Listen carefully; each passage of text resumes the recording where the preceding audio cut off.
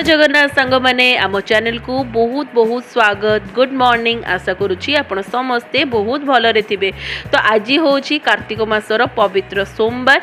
आज आम घरे हूँ कार्तिक मास स्पेशल हबिष डाल। चलतु आज ब्लॉग टी स्टार्ट करवा। सकाळ समय मम्मी ये पूजा घरे पूजा कर सका सब रोषेबास आमर कम्प्लीट हो जाए। खाली डालमा वेट करा जाउथला। तो डालमा ये परिया कटा रखाई।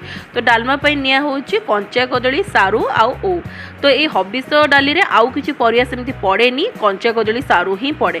तो ये डालमा आम नौचे कंचा मुग डाली। तो ताकू मध्य आगुआ भिजे रखाई। एवं कंचा मुग डाली को 4 ରୁ 5 थर धुआ करके तादर चोपा बाहर कर रखाई। ये देखिपे रोषे अलरेडी सरी गला। खाली डालमाटी आम तैयारी करवा।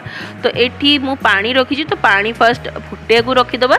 आउे पानी फुटी सारा डालीटा को आम सिझिया छाड़ीदबा। तेरे कार्तिक मास स्पेशल हबिष डालीटा हांडी रे तैयारी करा जाए कि जो सिल्वर डेक्ची हो से तैयारी करा जाए। किंतु एटा प्रेशर कुकर आम रांधि न था। कारण प्रेशर कुकर रांधिले तार जो रियल टेस्टा थाए सेटा जना पड़ोनी। तो डालमाटा जमा भी भल लगे खाइबापी।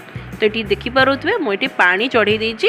आग पानी टी गरम होगा छाड़ीदबा। तापर आम ये मुग पके सिझिया को छाड़ी। सांग मैंने ये कार्तिक मास आसिले मन पड़ जाए पिलादिनर किसी अभुला स्मृति।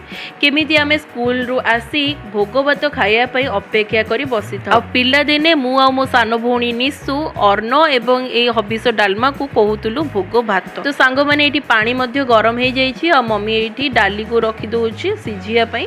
सबू डाली को भलरे आम धुआ कर चोपा सब बाहर कर। ये कार्तिक मास आसिले सकाळु सकाळु मंदिर जाई मंदिर बेढ़ा बुली से ठाकुर को दर्शन करी मम्मी सहित घर को फेरुलु। कुआड़े गला से दिन आ कुआड़े गला से अभुला स्मृति। किंतु जो जो आम बड़ हेलु आ पाठ साठ पढ़ी बाहर जा चाकरी कलु यही सब दिन को बहुत मिस कलु। से जा हो ये देखिपे डाली टी फुटी सारा मम्मी ये परिया सब पकई देती।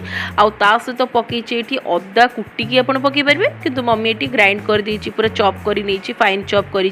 तो ये देखिपे सब जिन पकई सारापर आम फुटिया को छाड़ी नवा।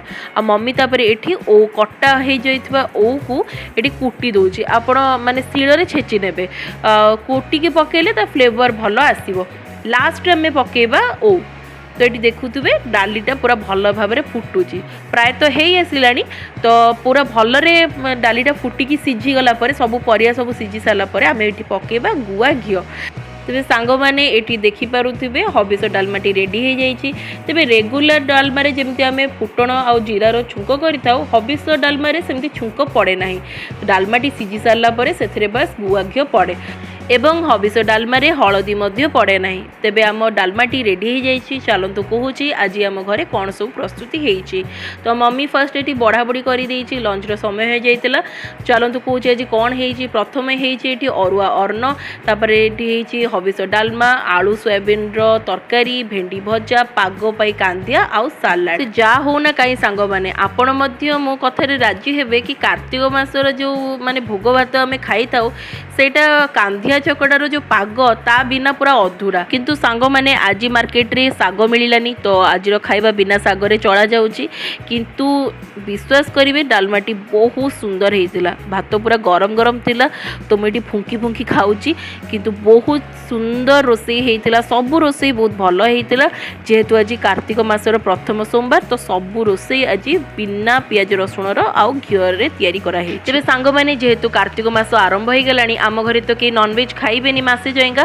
तो आपको आप जहाँ भी रेसिपी मिले सब वेज उपर ही मिल। तेज सांग मैंने आज ब्लॉग टी मुझे शेष करुच्ची। आपको आज ब्लॉग टी केमती लगे निहाती कमेंट रे जनइबे। आउ वीडियो भल लगी लाइक शेयर करी आम चैनल को सब्सक्राइब करदे। रहुची जय जगन्नाथ।